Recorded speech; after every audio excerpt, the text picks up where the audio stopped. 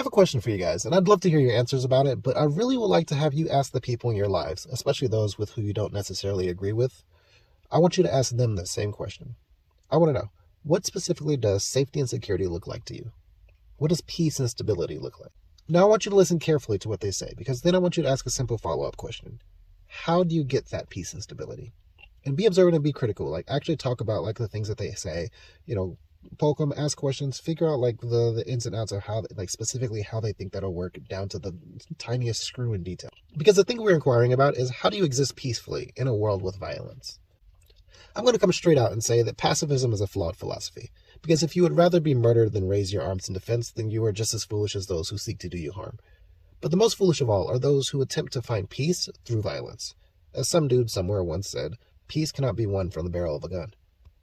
And this comes back to what I started off with. I imagine that some people are likely going to say that peace looks like a quiet neighborhood with no criminals running around, no shootouts, no gangs, no drug dealers, etc., etc.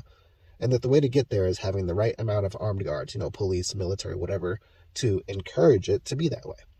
But is that really peace? Can peace exist in a society that enforces order through threat of bodily harm? And while you ponder that, consider that we have been killing members of terrorist groups in the Middle East nonstop since the 80s, and the same groups are still around. If you lived in a perfect town where everything is perfect and idyllic, but one thing is punishable by death, stealing, is that really a perfect town, or just an oppressive illusion of peace? Like, if you had a drought in that town and someone was running low on water and had to resort to stealing some, and a police officer walked up to them and just blew their head off, no questions. Will that be fair and just? Is everyone living in peace or walking a tightrope of fear? There's been this illusion that crime in this country is roving shootouts and violent gangs of like Mad Max villains taking over the streets. Like, have y'all seen the second RoboCop? I think everyone thinks that the world operates like that. That cities are just a nonstop romp of, one guy stealing from someone else, followed by somebody murdering them, and so on and so forth. The vast majority of crime in this country is simple theft and burglary. If you were to walk the streets in any city, it's peaceful. Even the most violent city in the country is quiet and ideal.